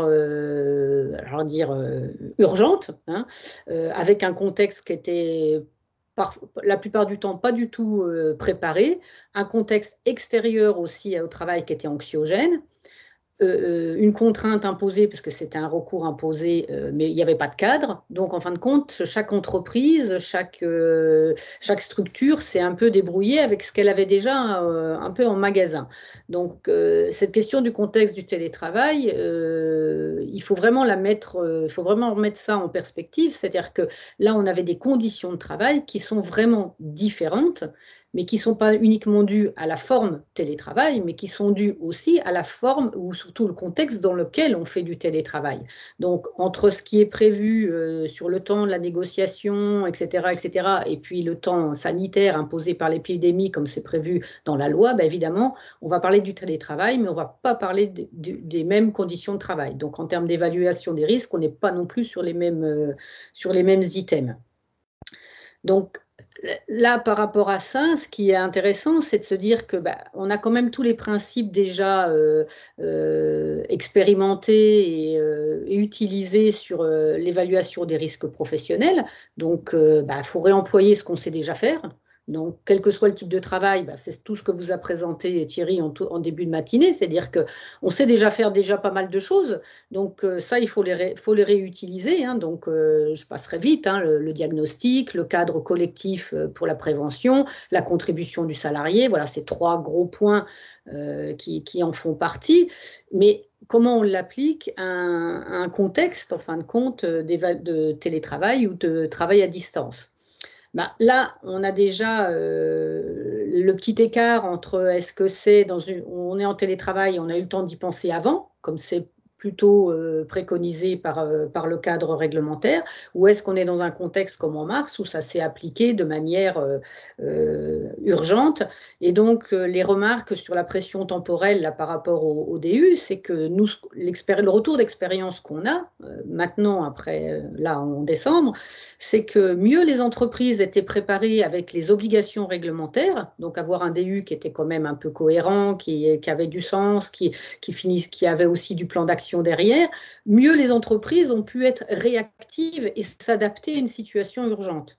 Alors ça, c'est quelque chose qui n'est pas nouveau, mais en tout cas, ça s'est confirmé avec la crise et c'est les retours qu'on a, les retours d'expérience sont intéressants, c'est-à-dire que si en période d'urgence, on n'avait déjà pas trop la pratique du dialogue, de la contribution du salarié, du cadre collectif, de partager un diagnostic, évidemment, en situation d'urgence, le temps nous est compté là. Hein. Donc, les pressions, elle est externe, mais aussi on se la met aussi de manière interne parce qu'en fin de compte, on n'est pas préparé. Et là, l'enjeu des documents réglementaires, alors nous, c'est un petit peu comme ça qu'on l'aborde, c'est que soit ce sont des documents réglementaires, mais d'un autre côté, ça sert à quelque chose. Ça sert à être réactif et ça sert parfois à anticiper des modalités organisationnelles à changer au dernier moment. Donc, l'obligation réglementaire, on arrive parfois à la faire passer au niveau des chefs d'entreprise comme c'est une contrainte, mais c'est une contrainte qui va vous servir quand même. Donc là, on peut jouer aussi sur la motivation des chefs d'entreprise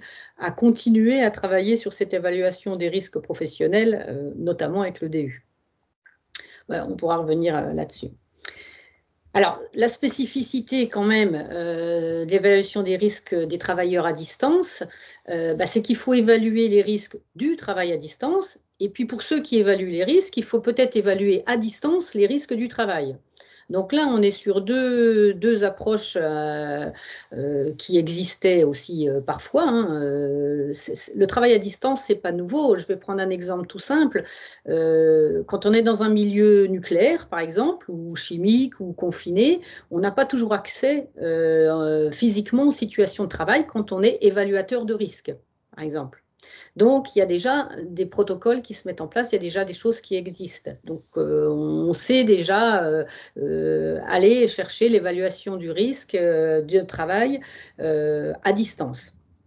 Par contre, quand on va aussi évaluer les risques de ce qui se passe loin de notre regard ou loin de l'entreprise, quand on n'a pas accès à la situation de travail, peut-être qu'il y a d'autres pratiques à mettre en place. Et là, on se confronte un petit peu à ça dans l'évaluation des risques professionnels. Alors, pour reprendre les grands principes, partager un diagnostic quand on est à distance de la situation de travail, c'est comment on rend visible les conditions de travail et les risques, oh là, décidément celui-là, spécifiques à ces situations de travail. C'est-à-dire que je sois en télétravail ou que je sois en travail à domicile, par exemple, chez des bénéficiaires, comment je rends compte de mon travail pour rendre visibles les risques auxquels je suis confrontée. Alors, Thierry l'a bien dit tout à l'heure, hein, attention à la différence risque et danger. Hein, on peut être exposé à un danger, mais le risque, ça sera l'exposition au danger. Donc, comment on le rend visible et comment on le communique là-dessus. Ça veut dire aussi qu'il faut arriver à répertorier, illustrer toute la diversité des situations et puis prendre en compte des spécificités individuelles pour partager ce diagnostic. Construire le cadre collectif, on en revient à ce qui avait déjà été signalé, hein, c'est-à-dire que comment on met un cadre collectif pour des applications individuelles, c'est-à-dire que quel est l'engagement de la responsabilité de l'employeur et du salarié. Tout à l'heure, on a fait le lien, Thierry a fait le lien avec le port des équipements de protection. Évidemment, là aussi, on a la responsabilité de l'employeur et du salarié. Comment on contrôle? Voilà, la question aussi du contrôle, du management, à partir de quels critères on contrôle? Est-ce que ça se fait par distance, par qui, sur du déclaratif? Enfin, ça repousse toutes ces questions quand même, hein, l'évaluation du risque à distance. Et puis, là, évidemment, pour le coup, la contribution du salarié qui est déjà préconisée dans l'évaluation des risques de manière générale, là, elle est d'autant plus préconisée parce que s'il est isolé à distance et seul dans sa situation de travail, c'est bien lui qu'il va falloir convaincre qu'il faut aussi se protéger de certains dangers ou de certaines expositions. Donc, sa contribution, elle est renforcée aussi là. Alors, les pratiques déjà en œuvre, quand il y avait du travail nomade, quand il y a du travail à distance, en dehors des sites de l'entreprise, en sous-traitance, etc., ça existe déjà. Donc là, je vais passer rapidement, mais tout ce qui est identification des dangers potentiels, déplacement, utilisation d'outils, de l'environnement de travail, répertorier les risques, à travers ce qui a été dit ce matin, tout à l'heure, les situations prescrites et les situations décrites. Et peut-être encore un troisième versant sur les situations réelles, parce qu'il y a le prescrit, il y a ce qui est décrit, et puis il y a la situation de travail réelle. C'est-à-dire que chacun, quand il décrit son travail, il va le décrire sous un certain angle, avec un certain point de vue, et il n'embrasse pas forcément toutes les composantes des caractéristiques de son travail. Donc un œil extérieur est quand même toujours intéressant pour aussi réinterroger aussi ce qui est décrit dans le travail. Alors, je vais prendre un exemple tout simple, c'est quand on décrit son travail, on va aussi décrire en fonction de son interlocuteur. C'est-à-dire décrire en fonction de ce qu'on pense que son interlocuteur est capable d'entendre de sa description du travail. Quand on a un œil extérieur, on s'approche un peu plus de la situation réelle du travail, parce que là, on a un œil extérieur qui vient aussi réinterroger des choses qui sont faites peut-être automatiquement, qui sont faites par habitude, par expérience, mais qui ne sont pas forcément décrites par les salariés eux-mêmes. Donc voilà, on introduit là un peu un troisième niveau dans la situation de travail, quoi. Prescrite, décrite et travail réel qu'on va aller voir avec un œil extérieur. D'où le rôle aussi comment on fait l'évaluation des risques à distance, c'est-à-dire si je ne les vois pas, comment j'amène les gens à décrire leurs conditions de travail de manière peut-être un peu plus précise, donc à distance avec des questions, des entretiens à distance, etc. Et puis tout ce qu'on a vu aussi sur l'évaluation des risques en général, avec le lien avec les services de santé au travail et l'analyse des incidents et accidents antérieurs.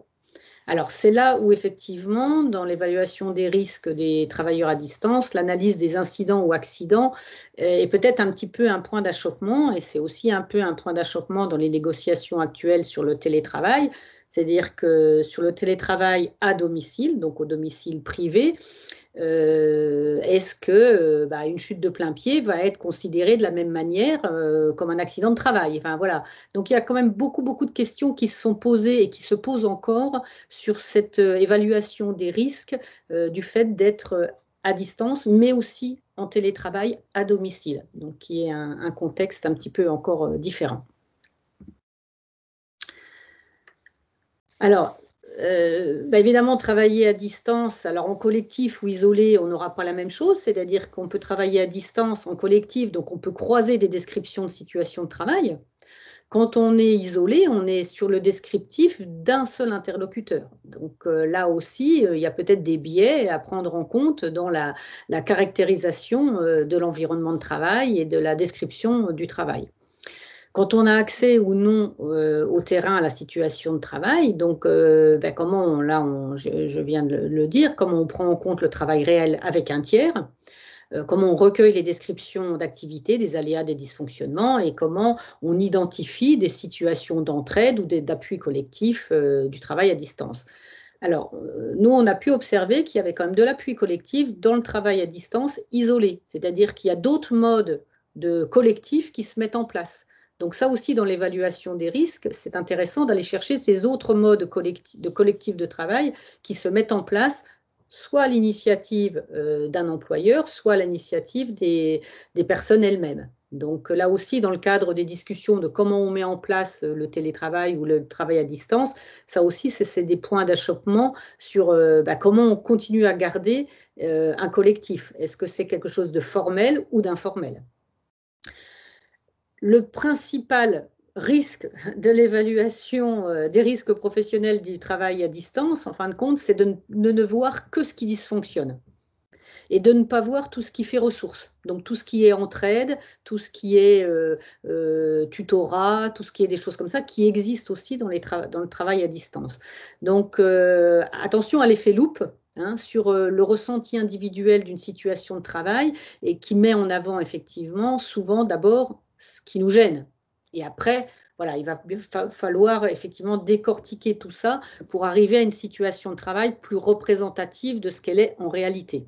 Donc c'est là aussi toute la difficulté de ces évaluations des risques professionnels à distance.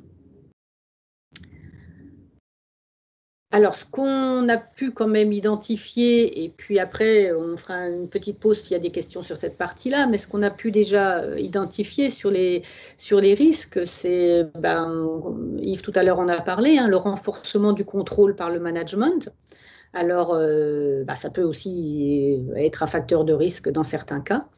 La question de la surcharge de travail. Alors la surcharge de travail, elle peut être aussi liée à l'outillage, à l'équipement, donc les prérequis aussi, notamment en télétravail. Est-ce que je maîtrisais déjà bien les outils numériques ou est-ce qu'en plus il a fallu que j'apprenne à utiliser les outils numériques? Et dans la surcharge de travail, on change nos pratiques puisqu'on est à distance. Donc, qu'est-ce que ça génère en termes d'activité au travail, de fait de changer de pratique?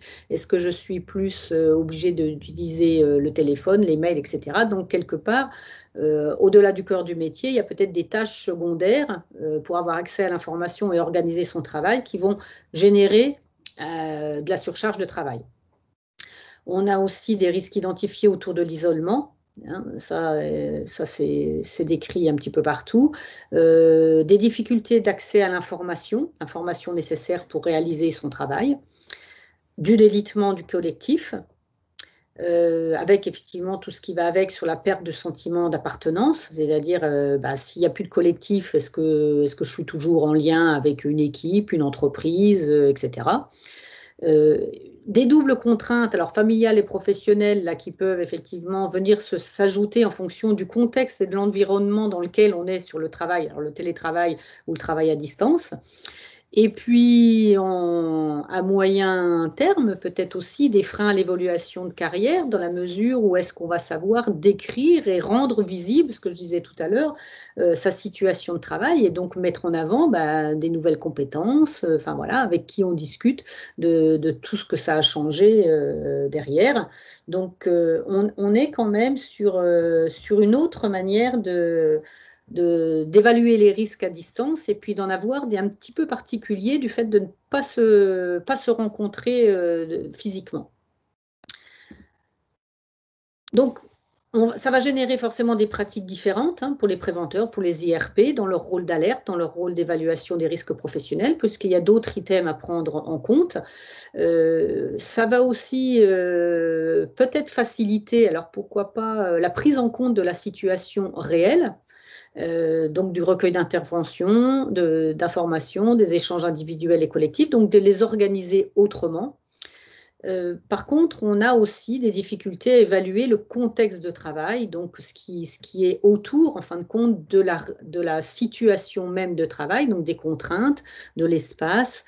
Les visites de locaux ou de sites sont pas possibles, c'est-à-dire que si on fait une évaluation des risques dans une entreprise où tout le monde est en télétravail chez soi, on n'a pas autorisation à aller au domicile des personnes pour évaluer les risques de leur situation de travail. Donc, ça pose aussi une autre manière de faire sur ces visites de locaux et ces visites, cette évaluation des risques à prendre en compte.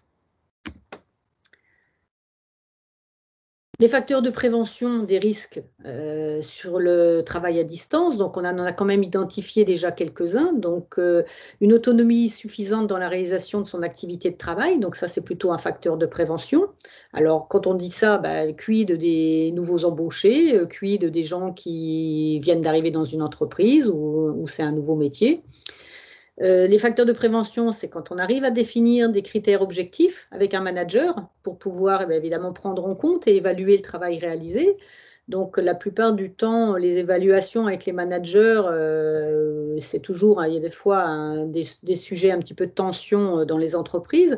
Bon, là, si ça permet en termes de prévention des risques de poser des critères objectifs d'évaluation, là, c'est un pas en avant. Une organisation qui permet aux nouveaux de s'approprier et d'être accompagnés pour comprendre le fonctionnement de l'entreprise. Ça veut dire que parfois, dans beaucoup d'entreprises, on a une intégration des nouveaux qui n'est pas forcément anticipée ou pensée.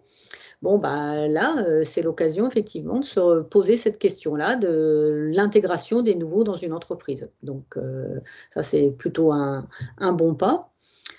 Comment on maintient de la communication, comment on maintient de la cohésion, télétravail ou travail à distance, ces questions, elles se posaient déjà avant, elles se posent encore plus peut-être maintenant, ou en tout cas, elles se posent de manière différente. C'est-à-dire, oui, comment on maintient de la communication, c'est pas parce qu'on avait avant dans une entreprise une réunion d'équipe une fois par semaine qu'il y avait forcément une communication de qualité, donc effectivement, c'est l'occasion aussi de rebalayer un petit peu les usages dans l'entreprise sur les temps d'échange cadrés, réguliers, planifiés, etc. Donc, voilà, les facteurs de prévention à intégrer dans notre radar sur l'évaluation des risques. Et puis, il y a quand même un point là, un peu spécifique par rapport au télétravail, c'est les compétences à l'utilisation des techniques numériques. Et puis, au-delà de l'appropriation des techniques numériques, la maintenance informatique. Alors ça, dans les entreprises, on l'a beaucoup retrouvé, c'est-à-dire dans les facteurs de risque aussi, c'est-à-dire que j'ai un équipement, j'ai une bonne connexion, mais quand j'ai un problème sur mon équipement, comment ça se passe, à qui je peux m'adresser pour me dépanner, alors que j'ai une visio dans 1 heure, voilà, etc.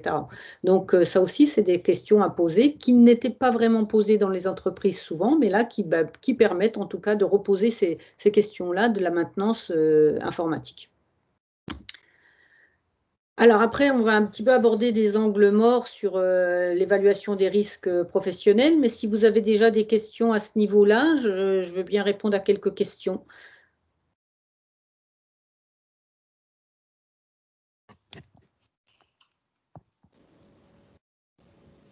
Pierre, je te laisse la parole pour oui, les questionnements. Il y avait une question, mais que tu as un peu abordée. Voilà, c'était précisé une question pour la fin des présentations, mais tu l'as un peu abordé, Laurence. Qu'en est-il d'une prise en compte d'un accident du travail en télétravail? Ah, alors là, effectivement, c'est un petit peu. C'est un gros point de discussion parce que s'il n'y a pas de cadre au télétravail, ça veut dire que le télétravail, alors à domicile par exemple, ou dans un... Alors, il y a deux situations, à domicile ou dans un tiers-lieu. Donc déjà, est-ce que c'est dans un lieu extérieur, ce télétravail? Donc là, on est en télétravail déclaré, est-ce que c'est déclaré au moment de son entreprise sur ce temps-là? Donc, du coup, c'est du temps de travail. Donc, normalement, c'est de l'accident de travail. Si c'est à domicile, est-ce qu'on sait, est-ce qu'on a mis un cadre à son télétravail sur, je sais pas moi, des plages horaires ou pas, etc. Ou alors des horaires extensibles. Et ça, c'est tout le lieu de la négociation dont parlait tout à l'heure, de mettre un cadre à tout ça. Donc, nous, notre posture, c'est de se dire l'accident de travail, à partir du moment où il y a télétravail, c'est un accident de travail. Après, est-ce qu'on peut contester qu'à ce moment-là, ce n'était pas du télétravail? Donc là, je pense qu'il y aura des allers-retours. Alors, je ne sais pas si Yves veut compléter là-dessus, mais je pense qu'il y aura des allers-retours sûrement là-dessus, sur la reconnaissance de l'accident de travail. Alors, je vais peut-être du coup contribuer, parce que du coup l'assurance maladie est l'assureur des accidents du travail. Lorsqu'on regarde la définition de l'accident du travail, il n'a pas changé. Ça veut dire qu'un est reconnu comme accident du travail ce qui se passe du fait ou à l'occasion du travail, donc en temps et en lieu du travail. Donc le lieu de télétravail est devenu le lieu du travail. Donc effectivement, de base, on arrive à cette définition où ça doit être déclaré. Un accident survenu du temps sur le lieu du télétravail doit être porté en déclaration des accidents du travail sous réserve qu'il y ait le constat médical du médecin. Parce qu'une déclaration des accidents du travail émise par l'employeur doit être associée au constat médical du médecin. Donc là-dessus, il peut déjà y avoir quand même un premier filtre. Par contre, ça sera du coup à l'employeur, s'il n'est pas d'accord, de contester la cause de l'accident du travail. Donc c'est dans la déclaration d'accident du travail que l'employeur peut émettre des réserves qui feront du coup l'objet d'un examen de la CPM. Alors l'employeur doit-il émettre systématiquement des réserves? Pas forcément. S'il juge que ce n'est pas un accident du travail, il peut émettre des réserves. Mais il n'est pas, évidemment, on ne souhaite pas que tous les employeurs mettent des réserves. Vous mettiez l'exemple, monsieur Romain Texot, de Lombago lors du déménagement de matériel informatique chez la salariée. Ça, c'est clairement du fait ou à l'occasion du travail. Donc ça, effectivement, je pense que ça sera reconnu en accident du travail. Par contre, un accident du travail de type brûlure, alors que la salariée n'est pas cuisinière mais télétravail, je pense ne sera pas reconnu. Par contre, on n'a pas encore de recul de jurisprudence sur le circuit, voilà, sur les résultats des reconnaissances et des réserves employeurs sur les DAT.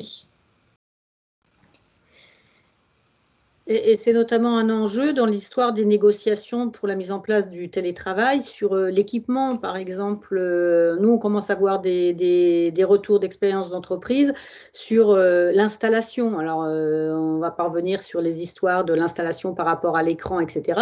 Mais si l'installation est aussi peut générer des accidents de travail. Et donc, voilà, je pense qu'on va avoir d'ici quelques temps peut-être de la jurisprudence là-dessus. Pour l'instant, c'est un peu nouveau. Il y avait la question du burn-out. Alors, le burn-out n'est pas une maladie professionnelle, elle n'est pas reconnue en tant que telle. Par contre, les maladies professionnelles issues des risques psychosociaux peuvent être déclarées en maladie professionnelle s'ils passent en commission régionale de reconnaissance des maladies professionnelles. Donc, c'est tout un parcours qui doit notamment être amené par le salarié. Donc le burn-out en travail normal ou le burn-out en télétravail, c'est la même procédure. Enfin, c'est une démarche à accomplir par le salarié dans laquelle il amène des éléments, et notamment des éléments sur son incapacité permanente supérieure à 25%. Donc c'est une reconnaissance qui est très faible. Et là, effectivement, on a tout l'enjeu de la situation de travail prescrite, décrite et réelle. Parce que là, on a effectivement à caractériser, c'est quand on dit rendre visible à sa situation de travail à distance, il faut effectivement être assez vigilant là-dessus et c'est un élément de l'évaluation des risques là-dessus. Parce que ça peut avoir souvent, en plus, à ce moment-là, la personne est en arrêt maladie, du coup, quand elle fait cette demande de reconnaissance de maladie professionnelle. Donc, ça veut dire s'entretenir avec la personne en dehors de son cadre normal de travail.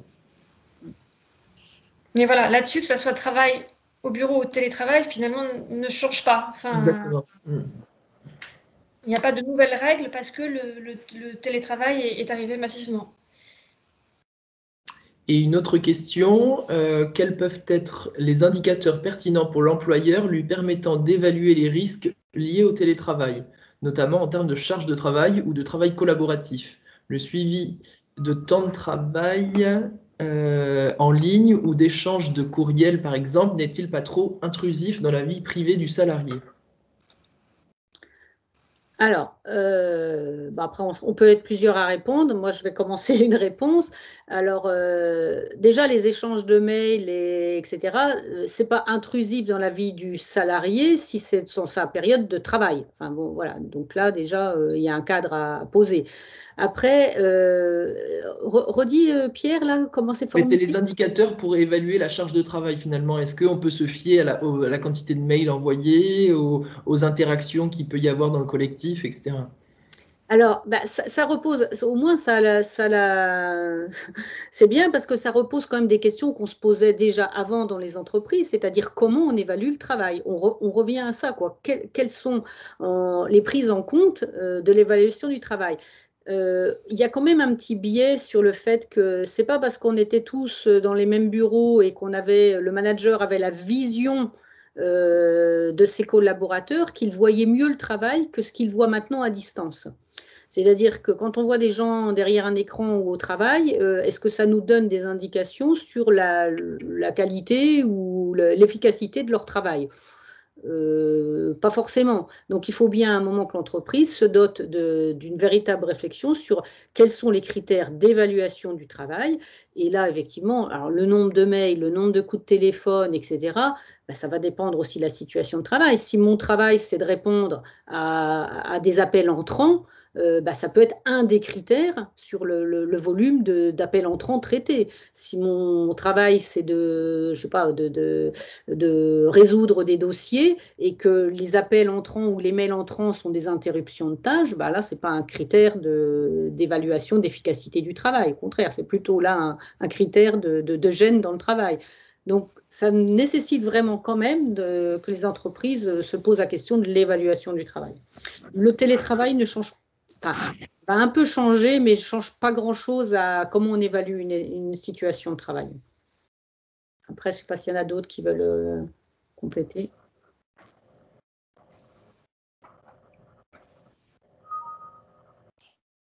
Bon, ce que je vous propose, et après il y aura du temps aussi après pour des questions pour un petit peu tout le monde, reprendre les angles morts un peu de l'évaluation des risques professionnels dans le travail à distance.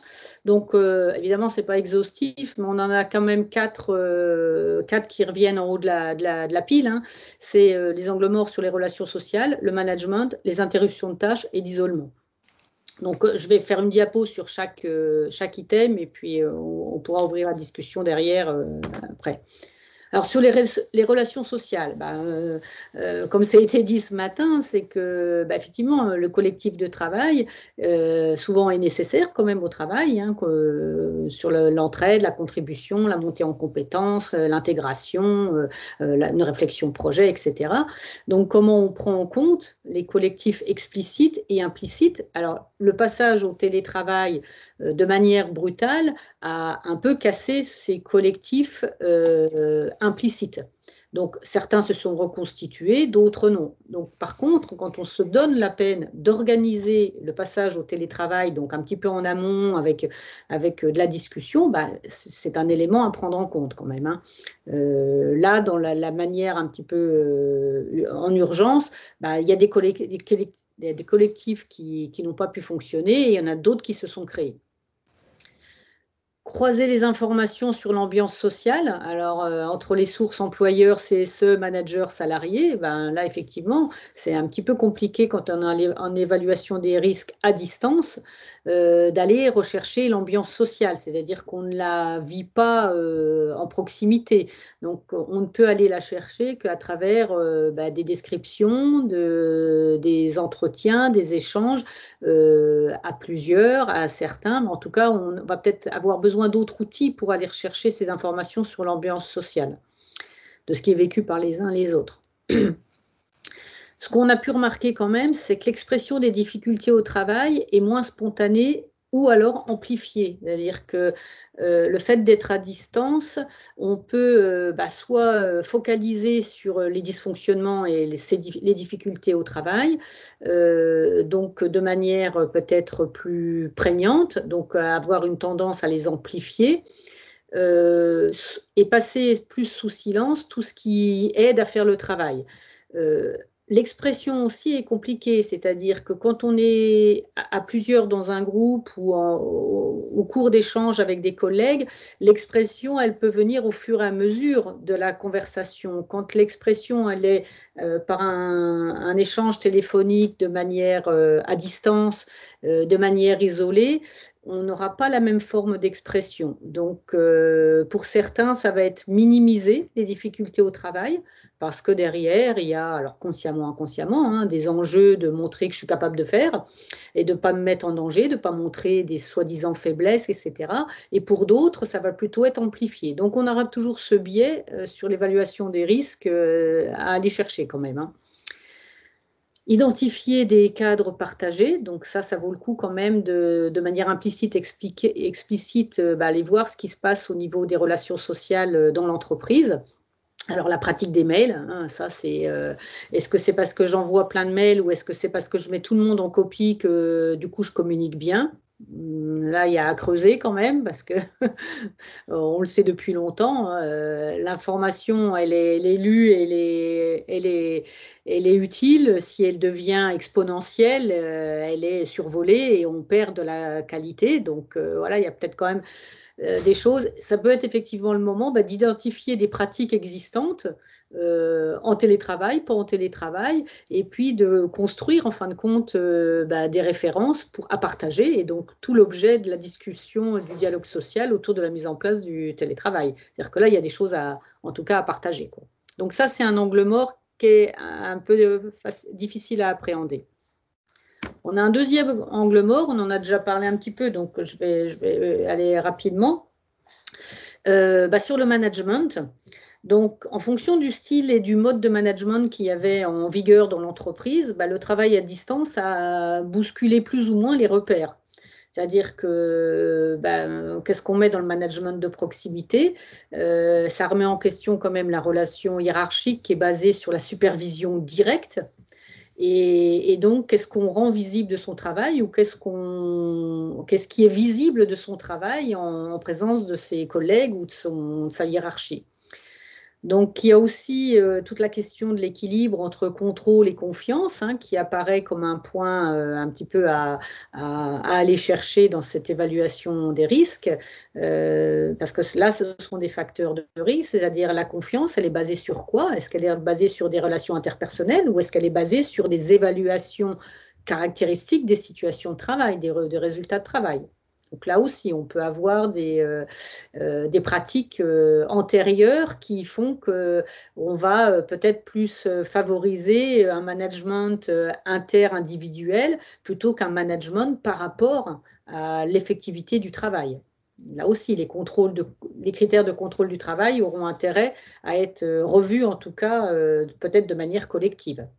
Est-ce qu'on va évaluer un résultat au travail? Est-ce qu'on évalue un processus de travail? Donc là, l'histoire du nombre de mails, etc., là aussi, c'est une question, hein. Est-ce que j'ai plus travaillé quand j'ai reçu 15 mails ou est-ce que j'ai plus travaillé quand j'atteins le résultat de mon travail? Est-ce que c'est un meilleur travail de qualité ou pas? Enfin, voilà, il y a beaucoup de questions à se reposer là. Et puis, au niveau du management, on peut être quand même confronté à des injonctions paradoxales, hein, c'est-à-dire qu'on vous demande d'être autonome pour avoir une meilleure productivité, parce que c'est aussi ce qui est en vigueur dans l'entreprise. Et puis, on diminue le contrôle du coup des décisions par les managers, c'est-à-dire que les décisions se déplacent, c'est-à-dire il y a un peu un glissement des décisions, et donc des managers qui seraient moins en capacité d'organiser et de décider pour leur équipe. Donc là, pour les managers, parfois, il peut y avoir aussi un risque de se dire quel est mon rôle en tant que manager? Donc là aussi, ça vaut le coup de se reposer la question de qu'est-ce qu'on attend d'un manager dans une entreprise? On attend qu'il organise, qu'il planifie, qu'il contrôle, qu'il soit ressource. C'est l'occasion aussi de reparler un petit peu tout ça, hein, quand on est à distance. Sur les interruptions de tâches, évidemment, quand on est en proximité, on a plus tendance à voir les interruptions de tâches, pas toujours. Le mail, le téléphone, ce qui est généré par le collectif, ce qui est généré par un manager, les augmentations ou diminutions en fonction des postes de travail, c'est-à-dire que quand on travaille à distance, soit on part le matin avec sa feuille de route et on peut tout à fait travailler à distance et on a son programme de fait pour toute la journée, ou alors on a une tâche, enfin on a des postes de travail où on est en interaction perpétuelle avec des collègues ou des clients ou d'autres personnes, et donc notre poste est fait en fin de compte d'interruption de tâches. Donc là aussi, il y a, en fonction des situations de travail, il y a bien à identifier ce qui fait partie du poste et ce qui est interruption de tâches. Et puis, c'est aussi l'occasion de retravailler un petit peu tout ce qui est les écarts entre le prescrit et puis le réel. C'est-à-dire que je suis à une tâche d'accueil dans une entreprise. Évidemment, je ne suis plus en physique, mais je suis à une tâche d'accueil avec des personnes qui viennent. Là, actuellement, pendant les périodes de confinement, j'avais moins de déplacements de gens, donc mon accueil était par téléphone, par mail, enfin, une autre manière de faire. Donc là aussi, il faut se poser la question de ce qui est visible dans l'entreprise. Et puis, un quatrième point sur lequel il faut être vigilant, c'est l'isolement. Du fait du travail à distance et notamment du télétravail à domicile, comment j'ai du retour sur mon activité. Donc là aussi, on peut reboucler avec la caractérisation des situations de travail, le rôle du management, etc. Est-ce que j'ai des repères pour ajuster en fin de compte la qualité de mon travail? Est-ce que j'ai des repères aussi pour ajuster ma charge de travail? Donc l'isolement peut créer en tout cas des vécus de j'ai pas assez de travail ou alors j'en ai trop. Mais trop par rapport à quoi ou pas assez par rapport à quoi? Par rapport à mon activité antérieure ou par rapport à mes collègues? Donc voilà, dans le terme d'isolement, on revient quand même sur les relations générales dans l'entreprise. On a une vision sur la répartition de la charge qui est évidemment une vision parcellaire. Donc, ça peut générer des ressentis individuels qu'il faut effectivement à un moment prendre en compte, alors soit par le management, soit par le collectif, mais en tout cas, il faut effectivement se poser la question de cette répartition de la charge de travail. Est-ce que c'est transparent ou pas? On n'a pas du tout de visibilité sur les régulations qui peuvent être faites pour les uns ou pour les autres en termes d'organisation de travail, d'équipement, etc. Donc là aussi, on a des questions à se poser sur la transparence. Qu'est-ce qu'on rend transparent? Et puis, l'isolement aussi, sur la difficulté à maintenir le lien avec le collectif de travail. Alors la difficulté et les premiers retours d'expérience qu'on a, c'est que s'il y a eu des difficultés à maintenir le lien avec le collectif de travail, mais il y a aussi d'autres collectifs de travail qui sont construits. Donc ça, c'est intéressant à prendre en compte parce qu'il y a des collectifs de travail qui sont construits par rapport à des processus de travail. Donc c'est une autre manière aussi d'aborder cette évaluation des risques par rapport à l'évaluation des situations de travail, par processus et plus uniquement par une situation de travail isolée quelque part. Mais voilà, il y a d'autres choses qui se sont créées. En tout cas, il faut être vigilant sur ce collectif, avec quand même des spécificités sur l'activité en télétravail, c'est qu'on ne génère pas la même fatigue. Donc, on ne génère pas la même fatigue, notamment visuelle, et on va peut-être moins chercher le contact encore en visio avec des collègues, puisqu'on avait déjà été toute la journée en visio, comme vous ce matin, quoi. Voilà, c'est ça. Là, après 2 heures de visio, vous ne partagerez peut-être pas encore une demi-heure de visio avec des collègues pour échanger. Voilà. Donc, ça change nos pratiques. Voilà, c'est un petit peu les angles morts de cette évaluation des risques, pardon, à distance. C'est les points de vigilance, quoi. Voilà, c'est pas exhaustif, mais voilà un peu une trame de ce qui pourrait être remis au goût du jour ou rediscuté dans cette évaluation des risques professionnels. Merci de votre attention. Merci à toi, Laurence. Donc, il y a quelques petites questions supplémentaires, je pense, dans ce que je peux voir. Pierre, je te laisse. Non, pas depuis le petit point qu'on a fait tout à l'heure au milieu de présentation. Donc, s'il y en a d'autres, c'est l'occasion. Alors, moi, j'en avais vu juste avant la présentation de Laurence, auquel on n'a pas répondu parce que justement, je pensais qu'elle pouvait venir maintenant, à moins que les personnes aient eu leur réponse au cours de la présentation de Laurence, en fait. Si tu en as, on peut les partager, les questions. Comme ça, tout le monde aura entendu.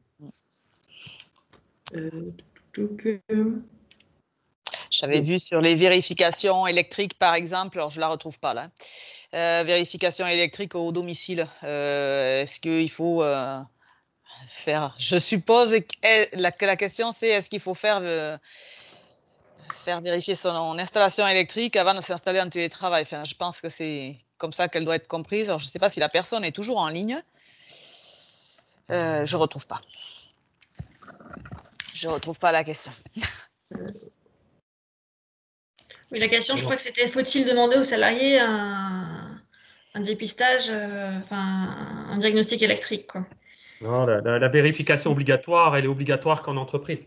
Donc, il n'y a pas d'obligation de faire vérifier son domicile par un organisme agréé.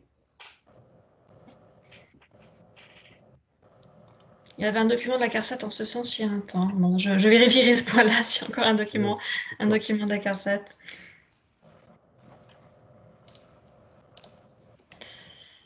Bon. Est-ce qu'il y a des questions? Si vous souhaitez parler, les personnes qui sont encore présentes, si vous souhaitez parler, vous pouvez en profiter. On vous laisse quelques minutes pour pouvoir vous exprimer.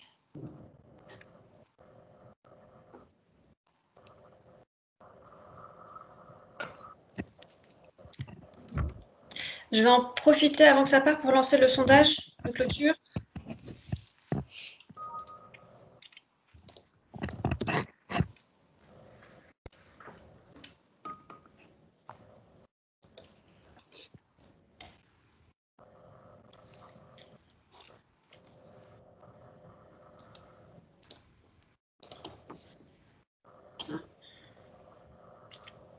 Marie-Pierre, du coup, je t'ai donné les résultats du sondage? Oui, tu peux. Ok, donc je vous ai à la fois mis du coup un autre lien pour un sondage de clôture, un sondage pour connaître votre avis et vos idées, vos souhaits pour la poursuite de l'animation de ce réseau d'IPRP. Donc n'hésitez pas, c'est des champs libres, hein, soit à répondre maintenant, soit à répondre plus tard. Il n'y a pas de souci. Bon, alors du coup, j'ai projeté aussi les résultats du sondage d'accueil. Alors, je vais partager mon écran en prenant le contrôle. Alors, est-ce qu'on voit mon écran? Oui. Alors, on vous avait posé 3 questions, à la fois sur votre sollicitation en tant qu'IPRP pendant cette crise sanitaire.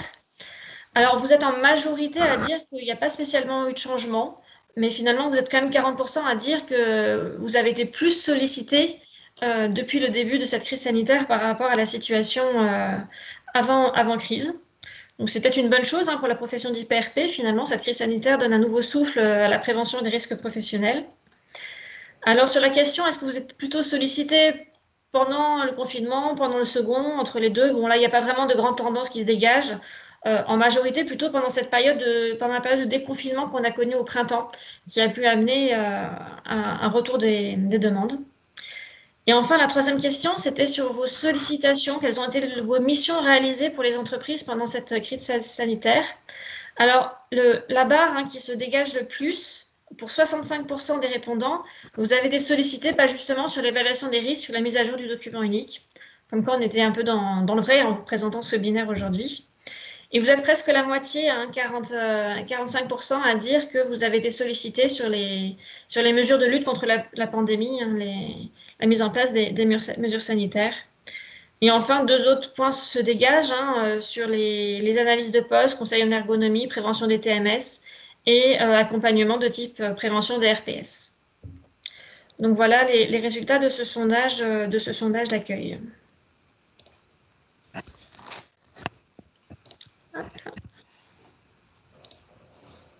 Du coup, pour reprendre les questionnements, je pense qu'il n'y a plus de questions. Personne ne souhaite parler. Alors du coup, on va couper, voilà, on va arrêter ce webinaire. Donc nous espérons que vous y avez trouvé de l'intérêt. Nous allons continuer à vous proposer des thématiques sous un format qui évoluera en fonction de la situation sanitaire. Voilà, et nous vous remercions pour votre participation et l'intérêt que vous portez à nos communications. Bonne journée à tous et surtout belle fin d'année. Au revoir.